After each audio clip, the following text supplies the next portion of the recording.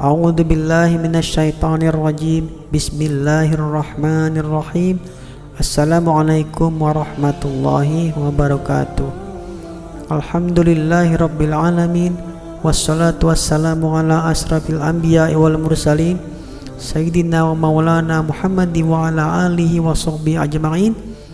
Subhanaka la ilma lana illa ma 'allamtana innaka antal alimul hakim. Rabbi shrah li sadri wa yassir li amri wahlul 'uqdatam min lisani yafqahu qawli. Ikhwatal iman rahimani wa rahimakumullah. Salah satu dari rukun iman adalah beriman kepada yaumil akhir. Hari kiamat adalah sesuatu yang pasti akan terjadi, di mana setelah terjadinya kiamat, maka kita semua dari zaman Nabi Adam sampai nanti manusia yang terakhir hidup akan dikumpulkan di suatu tempat yang bernama Padang Mahsyar. Mahsyar terjadi setelah manusia dibangkitkan dari kematian, dibangkitkan dari kuburnya. Di mahsyar ini manusia akan berat dan membutuhkan waktu lama untuk menanti pengadilan dari Allah Azza wa Jalla. Seperti yang disabdakan oleh Rasulullah sallallahu alaihi wasallam, yuhsyarun nas yaumal qiyamah khufatan uratan ghurlan. Yani manusia akan dikumpulkan pada hari kiamat dalam keadaan tidak beralas kaki, nyeker, tidak berpakaian atau telanjang, dan belum dikhitan, belum disunat. Jadi lihat betapa menderitanya jika dalam keadaan panas terik, tanpa baju dan tanpa alas kaki. Karena ikhwatal iman, saat yaumul mahsyar itu terjadi, di padang mahsyar itu matahari jaraknya hanya 1 mil dari kita, dan yang kita pijak itu nanti adalah pasir. Jadi pasirnya itu panas. Jadi bayangkan seperti berjalan di padang pasir yang panas tanpa alas kaki dan tanpa pakaian. Nah, itulah nanti keadaan di padang mahsyar ketika kita dibangkitkan. Akan tetapi ikhwatal iman yang dirahmati Allah,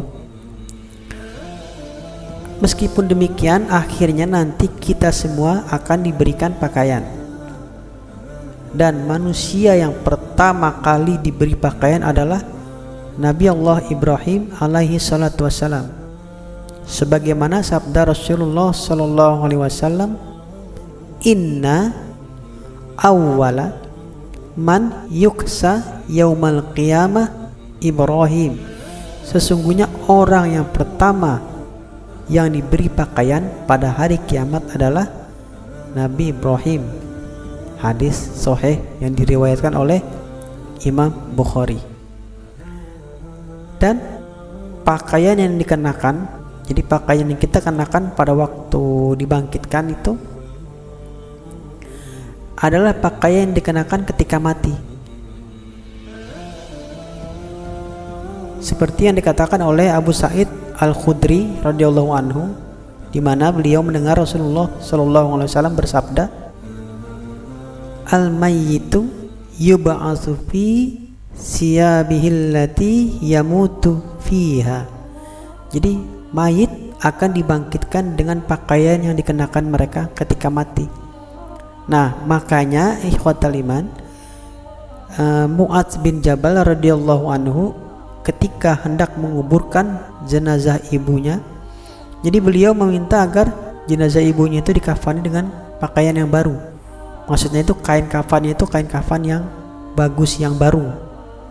Karena perbaguslah kafan jenazah kalian, karena sesungguhnya mereka akan dibangkitkan dengan memakai pakaian itu.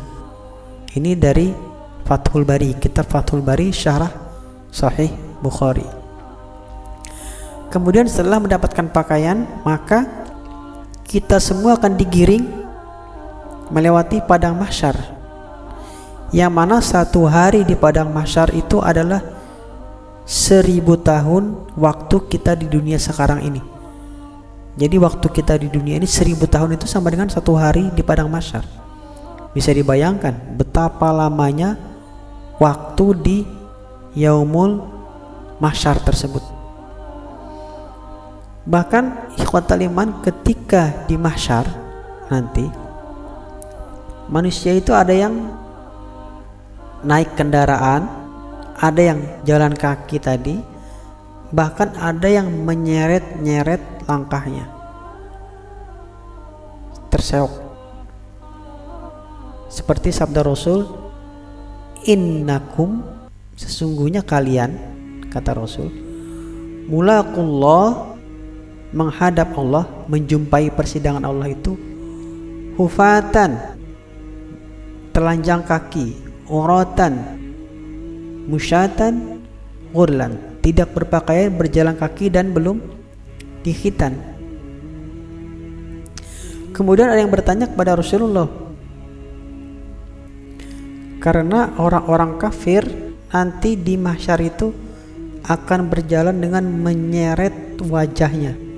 Jadi seperti berjalan itu dengan wajahnya diseret. Maka ada yang bertanya kepada Rasulullah, ya Rasulullah, kata si orang itu, kaifa, bagaimana bisa, katanya, yuhsyarul kafiru ala wajhihi yaumal qiyamah, bagaimana bisa orang kafir digiring di atas wajah mereka pada hari kiamat? Gimana caranya kok bisa jalan dengan wajah? Begitu maksudnya. Kemudian kata Rasulullah sallallahu alaihi wasallam menjawab, alaisalladzi amshahu ala rijlaihi fid dunya, bukankah, kata Rasul, Rob Allah, Tuhan yang membuat seseorang berjalan di atas kedua kakinya di dunia, qadiron, sanggup, mampu, ala an yumshiyahu ala wajhihi yaumal qiyamah, mampu untuk membuatnya berjalan di atas wajahnya di hari kiamat. Jadi Allah itu mampu membuat kita berjalan dengan kedua kaki, kata Rasul.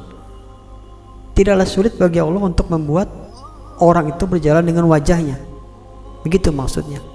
Kemudian kata si orang itu, kalau bahasa kitanya, oh iya, benar, begitu, benar, demi kemuliaan Rob kami.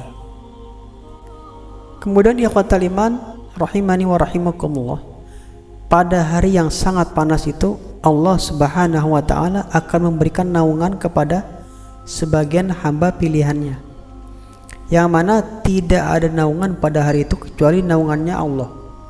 Rasulullah sallallahu alaihi wasallam bersabda, sab'atun, ada 7 golongan, yudhilluhumullah, yang akan dinaungi oleh Allah, fi dhillihi yaumala dhillu illa dhilluhu, dengan naungan Allah, di mana pada hari tidak ada naungan kecuali hanya naungan dari Allah. Itu ada 7 golongan. Siapa mereka? Pertama, itu pemimpin yang adil, imamun adil, pemimpin yang adil. Kemudian pemuda yang tumbuh dalam ketaatan, beribadah kepada Allah, mau itu laki maupun perempuan. Ketiga, seseorang yang hatinya selalu terikat kepada masjid, jadi hatinya selalu terpaut dengan masjid.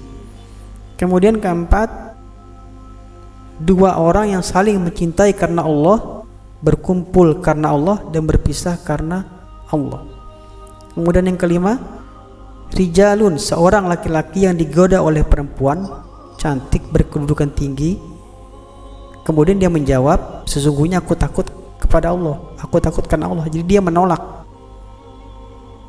Kemudian keenam, seseorang yang bersedekah akan tetapi tangan kirinya tidak tahu apa yang dilakukan tangan kanannya, dia menyembunyikan sedekahnya. Dan yang ketujuh, seseorang yang selalu berzikir atau mengingat Allah dalam kesunyian, kemudian kedua matanya menangis.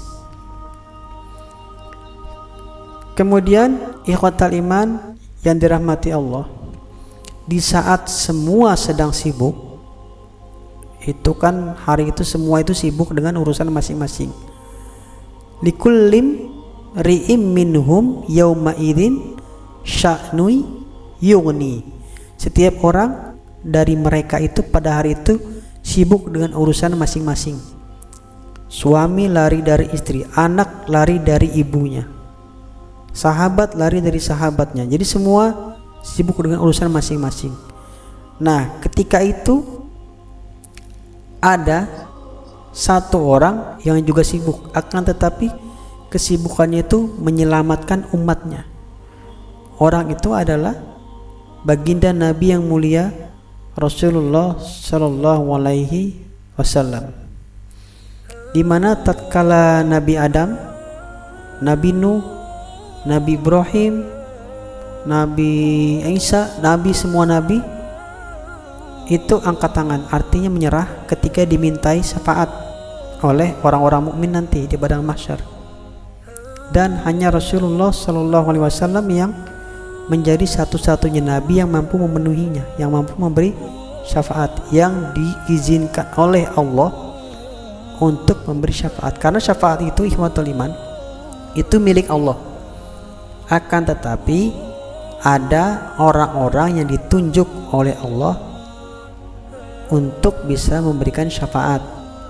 Jadi perlu diingat bahwa syafaat itu milik Allah. Jadi ikhwatul iman, seperti yang digambarkan dalam hadis Rasulullah Sallallahu Alaihi Wasallam. Jadi ketika hari kiamat itu manusia ini pertama datang kepada Nabi Adam alaihi salatu wassalam. Jadi mereka datang, "Ya Adam, engkau adalah bapak kami. Allah telah memerintah para malaikat bersujud kepadamu. Jadi tolonglah mintakan kepada Allah untuk mintakanlah syafaat untuk kami," kata kita nanti kepada Adam, kata manusia kepada Adam. Cuman kata Nabi Adam, aku tidak bisa memberikan apa-apa kepada kalian, gak bisa memenuhi permintaan kalian. Kemudian pergilah manusia itu ke Nabi Nuh. Namun Nabi Nuh juga memberikan jawaban sama, gak bisa, aku gak mampu memenuhi permintaan kalian, kata Nabi Nuh. Kemudian orang-orang datang lagi kepada Khalilullah Ibrahim alaihi salatu wassalam. Kata Nabi Ibrahim, gak bisa juga, aku juga gak sanggup memenuhi permintaan kalian. Aku tidak bisa memberikan syafaat, aku tidak mendapat kemuliaan untuk bisa memberikan syafaat kepada kalian. Kemudian datanglah lagi manusia ini kepada Nabi Isa alaihi salatu wassalam. Kata Nabi Isa, aku juga gak sanggup. Kemudian datanglah kepada Nabi Muhammad Sallallahu Alaihi Wasallam, karena hanya Nabi Muhammad yang diberikan Allah kemuliaan untuk bisa memberi syafaat kepada manusia. Bahkan ikhwatul fiddin yang dimuliakan Allah, tiket doa mustajab Rasulullah Sallallahu Alaihi Wasallam itu sudah dipersiapkan untuk memberikan syafaat umat di akhirat. Jadi semua nabi, setiap nabi itu punya doa mustajab, dan nabi-nabi yang lain itu sudah digunakan di dunia. Kata Rasulullah Sallallahu Alaihi Wasallam, likulli nabiyyin du'watun mustajabah yad'u biha. Setiap nabi memiliki doa mustajab yang bisa dipergunakan. Wa uridu an akhtabi da'wati syafa'atan li ummati fili akhirah. Namun kata Rasul, aku menyimpan doa mustajabku untuk memberi syafaat kepada umatku di akhirat kelak. Nah, pertanyaannya, siapakah umat yang kelak akan mendapatkan syafaat dari Rasulullah Sallallahu Alaihi Wasallam?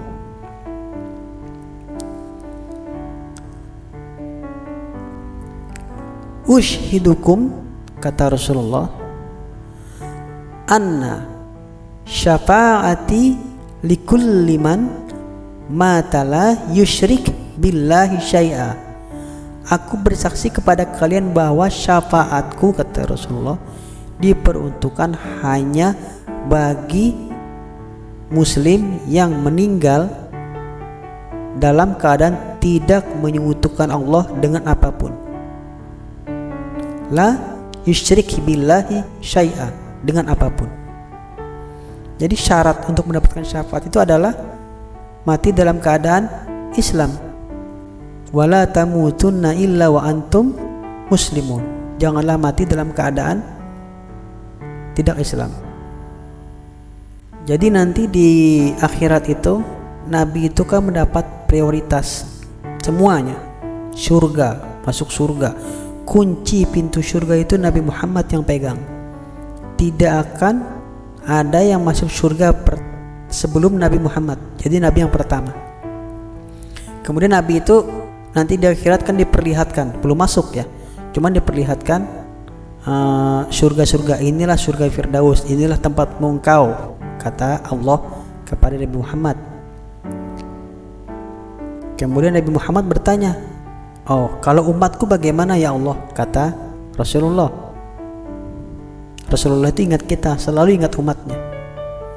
Kemudian kata Allah Subhanahu wa taala kepada Nabi Muhammad, irfa, angkatlah kepalamu, mintalah apa permintaanmu, niscaya engkau akan diberi. Berkatalah, niscaya perkataanmu akan didengar, kata Allah. Mintalah syafaat, maka engkau akan diberi syafaat. Kemudian kata Nabi Muhammad, bagaimana dengan umatku, kata Nabi Muhammad SAW. Kemudian kata Allah, engkau punya hak untuk menolong orang yang dalam hatinya ada keimanan walau seberat biji gandum. Kemudian Rasulullah pergilah ke pintu neraka. Pergi ke pintu neraka, meminta kepada malaikat Malik untuk mencari orang-orang beriman, umatnya Nabi Muhammad yang dalam hatinya ada keimanan walau seberat biji gandum. Diangkatlah mereka, dibersihkan. Kemudian Nabi Muhammad pergi lagi kepada Allah dan bersujud lagi untuk kedua kalinya. Kemudian menyampaikan pujian, alhamdulillah, berterima kasih, dan bertanya lagi, bagaimana dengan umatku yang lain ya Allah, kata Nabi Muhammad. Kemudian kata Allah, engkau berhak menolong orang yang dalam hatinya ada keimanan walau sekecil biji zarah. Kemudian Rasulullah pergi lagi ke pintu neraka dan meminta kepada malaikat Malik untuk mengangkat orang-orang yang di dalam hatinya ada keimanan walaupun hanya sekecil biji zarah. Kemudian setelah diangkat, dibersihkan, dikumpulkan untuk masuk ke dalam surga. Kemudian Nabi Muhammad bertemu lagi kepada Allah, bertemu lagi dengan Allah Subhanahu wa taala, dan bersujud lagi menyampaikan jawaban yang sama. Kemudian Nabi Muhammad bertanya lagi, bagaimana dengan umatku yang lain ya Allah, kata Nabi Muhammad. Kemudian kata Allah, angkatlah kepalamu. Kemudian kata Allah lagi, engkau berhak menolong orang yang mengucapkan la ilaha illallah mukhlisah, yang ikhlas, yang dalam hatinya itu ada kalimat la ilaha illallah. Kemudian Nabi Muhammad datang lagi ke pintu neraka dan meminta malaikat Malik untuk mengangkat lagi orang-orang yang di lisannya, di hatinya itu ada kalimat la ilaha illallah, yang mati dalam keadaan muslim, mati dalam keadaan la ilaha illallah. Karena itulah ikhwatal iman, kemudian setelah semua umat Rasulullah berkumpul siap untuk masuk surga, barulah kemudian Rasulullah membuka pintu surga dan mengajak umatnya masuk ke dalam surga. Karena tidak ada yang pertama kali masuk surga selain Nabi Muhammad SAW, dan tidak ada umat Nabi yang masuk surga sebelum umat Nabi Muhammad SAW. Karena Nabi Muhammad SAW akan menjemput umatnya di surga dan tidak akan melangkahkan kakinya ke dalam surga sebelum semua umatnya berkumpul dibimbing beliau SAW ke surga. Wallahu a'lam bissawab. Subhanakallahumma wa bihamdika asyhadu an la ilaha illa anta astaghfiruka wa atubu ilaik. Wassalamualaikum warahmatullahi wabarakatuh.